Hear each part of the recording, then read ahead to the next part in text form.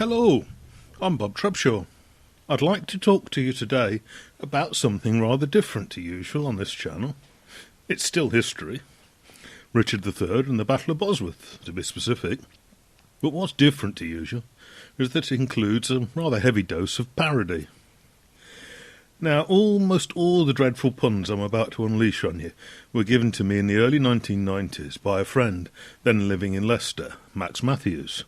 By the end of the 1990s, Max had moved to Latvia and subsequently we lost touch. So far as I'm aware, Max made everything up himself, although there is a possibility that he was initially inspired by something he'd read. All I have is Max's handwritten sheet. It's been pinned to my office notice board for at least 15 years, and in recent weeks I've created spoof front pages for each of the headlines that Max concocted. The gist of it all is that Max dreamt up headlines for how newspapers thriving in the 1990s might have reported the Battle of Bosworth, fought in southwest Leicestershire on the 22nd of August 1485. King Richard III was defeated by Henry VII, and the royal bloodline changed from Plantagenet to Tudor. Now, before we get to the meat and gravy of this video, some necessary background information. King Richard spent the night before the battle in the White Boar Inn in Leicester. Bear in mind, his royal emblem was indeed a white boar. When news reached the landlord of the White Boar Inn that Richard had lost the battle, he rapidly repainted the boar blue. It remained the Blue Boar Inn until its demolition in 1836. Engravings depicting the inn were published in 1788 and 1826. The University of Leicester archaeology team discovered an accurate survey of the timbers made just before demolition in 1836, and so were they able to create a 1/50th scale model. Anyway, on the morning of the battle, Richard makes his way from the White Boar Inn at the time in Leicester towards Market Bosworth. He's on horseback. First of all, he needs to cross the River Soar, and so he uses the main bridge at the time, known as Bow Bridge. According to the antiquarian John Speed, writing in 1611, Richard accidentally struck the parapet of Bow Bridge with his spur.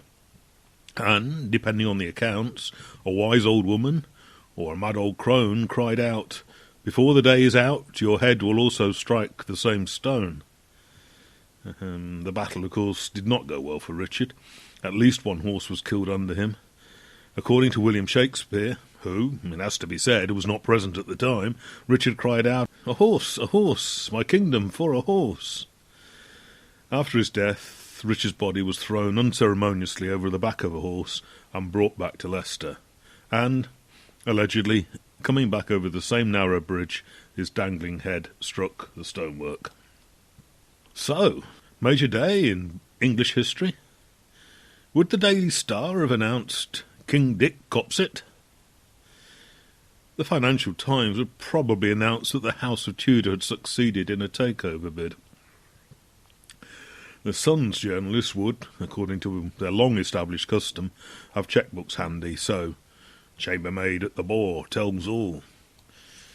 Private Eye would, shall we say, parody such shenanigans and report a local cab driver saying, "I had an usurped king in the back of the cab once."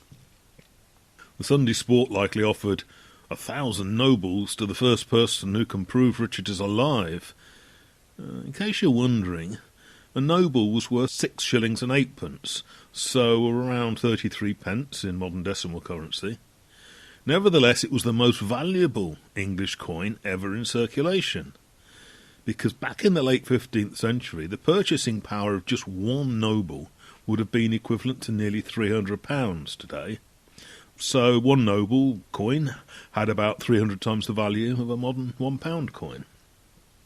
The editors of Horse and Hound would be flabbergasted by the highest price ever paid for a horse, while the Morning Star adopted a more Marxist perspective. Families cow killed during an imperialist fight when thousands descend on farmland.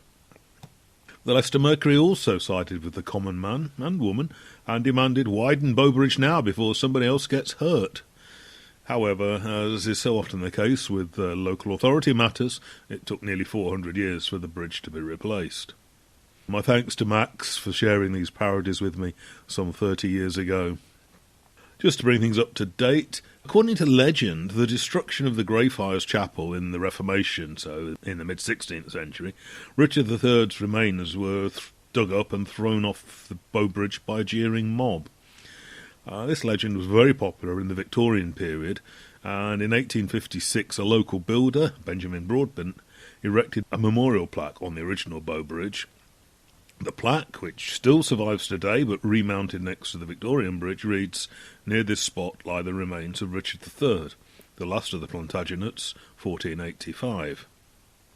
In reality, his remains lay undisturbed until the 25th of August 2012, when excavations instigated by Philippa Langley led to the massive publicity associated with the discovery of the King in the car park. Richard was reburied in 2015, and his remains travelled over the successor to Bow Bridge, built in 1863, on the way to his final resting place in Leicester Cathedral. The archaeologists at Leicester University who discovered and excavated Richard's remains put together an excellent website with detailed information. I'll include the link in the description below. And if you're ever near Leicester, do take the time to visit the wonderful visitor centre near to the cathedral where Richard is now interred.